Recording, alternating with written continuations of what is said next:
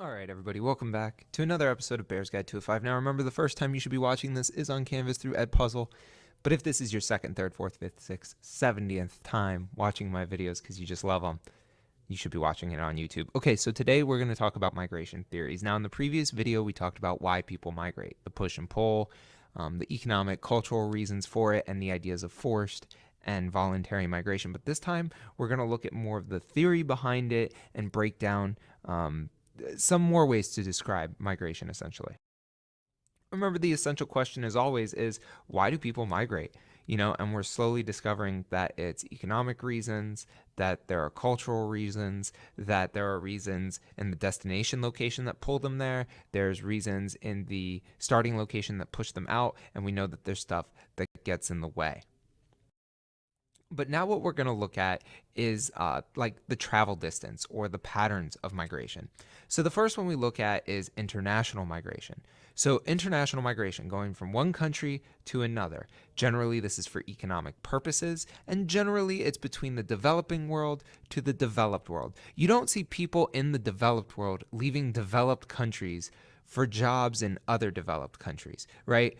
That's just generally not how it works. It's most of the time from the developing world, they see the economic opportunity, so it pulls them to that country, right? And whatever push factors are pushing them out. Now, this creates two types of immigrants. You have the guest workers and we'll talk about guest workers in the future, and then we have unauthorized migrants, which we'll talk about that in the future. The other type of migration, and the one we're going to spend a little more time on, is internal migration. Now, this is inside of a country. So we're done with international migration. We've done that. We know international is the developing world to the developed, LDC to MDC. Now we're talking about inside countries, right? Now, inside countries, you can have interregional, one region of the country to another, or intra-regional, movement within a region. So, for example, if we're using the United States, say, you stay one region to another. You move from the East Coast to the West Coast, or from the South to the North. But intra-regional, inside of a region, say you live on the East Coast and you move to a different part of the East Coast. Well, you're still in that region of the East Coast. That's all this means. But now let's look at the two patterns of internal migration, LDCs.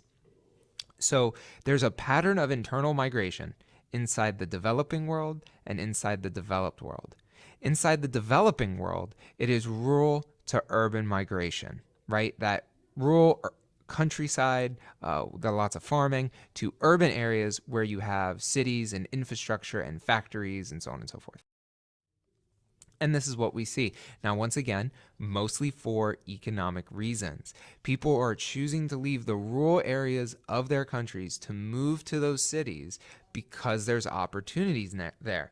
Now, because of all the economic opportunities and because of the lack of development throughout the whole country, there's only so many cities that people can move to for economic opportunity. And what happens is that all of these people move there in the developing world, which we know the developing world has huge population growth. So you have a massive amount of people migrating from these rural areas into these mega cities because there's just so many people. And it ends up creating things like squatter settlements, and they can't handle it with the infrastructure and all this stuff we're going to talk about way in the future. But you just have to understand the migration pattern first to eventually get to those topics. Now, because of this is why the developing world is urbanizing or growing cities faster than the developing world.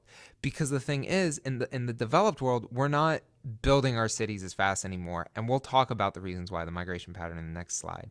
But I want to stay focused on LDCs.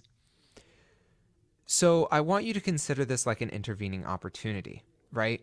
When people are moving internationally for economic purposes, say they move from the rural countryside and they stop in a city in the LDC, where from there's the ways to travel to new countries, there's the opportunities there to get the paperwork done, and there's opportunities there to make some money.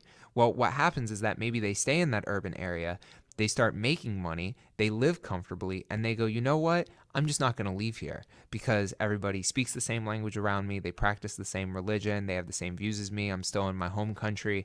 So I'm just going to stay here. And that's why we see a lot of rural to urban migration in the developing world. Where on the other hand, in the developed world, we are not moving to the urban area. Everybody isn't flocking to cities. They're flocking to the suburbs, the suburban suburbs, right? Because it's the neighboring areas around cities where there's houses and there's less traffic and there's less people, and it's really nice. Now, this does not happen for economic purposes. People don't move out to the suburbs because they're like, yeah, I want to get a job in the suburbs, right? They move out to the suburbs for lifestyle reasons or environmental reasons, right? They don't want to be in a city. It's this counter urbanization movement. People want to move out of the city where it's nice and quiet, there's more space, there's better schools, there's more safety, you can raise a family, you get the house with the picket fence and you get a dog and you raise the kids. But what also allows this to happen is how we do transportation in the developed world. The fact that we have highways, the fact that we have telecommunications where people can work at home and, Zoom into an office or whatever. Right. So this also explains why North America had this urban sprawl problem where our suburbs just exploded everywhere and people could move wherever they want. So understand there's two patterns. There's the pattern of the developing world and there's the pattern of migration in the developed world. In the developing world, it's all about money and living and surviving. In the developed world, we really just move to the suburbs for lifestyle reasons. So, as always, there's another theory. This guy Ravenstein came up with the migration theory, or the theory of the migrant, right? That most migrants will relocate a short distance and remain within the same country. Yeah, no one wants to travel long distances to new countries. Like, no one wants to completely abandon their life. If they can, they want to stay in the same country and travel a short distance. But if they are going to travel a long distance, they are going to head to a place of major economic activity or big cities, right? We experience a lot, or we talk a lot about migration in the US because we know we have a lot of migration from Latin America. Generally, those people migrating from Latin America are going to big cities along the southern border. They're not going all the way up to North Dakota where nothing is there and there's no economic opportunity or big cities, right? That's why even we have to discuss it so much living in Florida, especially Tampa. The other characteristics of a migrant, the theory is that most international migrants are adult males, and they're generally traveling by themselves, not with families, not with females. Just happens to be the trend. Now, of course, there's more theories. We have Zelensky's migration transition, which follows the demographic transition model. So it's important you know that demographic transition model and the 4 stages, because this guy said in stage 1, the reason why people migrate is in search of food. In stage 2, it's economic opportunity. And we saw this, or we will be seeing this when we talk about the migration into the United States, because stage 2 was the reason we got so many migrants from around the world. And then stage 3 and 4, the developed nations, people move for better living conditions. So it's basically what I've just said about everything. We're just applying it now to the demographic transition model. So what do you need to know today?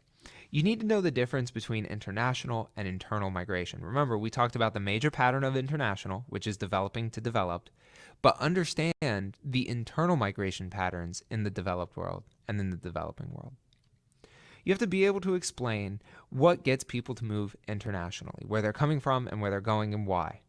And then finally, understand the reasons for internal migration, MDC push-pull factors versus LDC push-pull factors. I cannot stress enough how important it is to understand the differences between international and internal migration and all of these theories and the patterns, because we're going to be referencing them many times.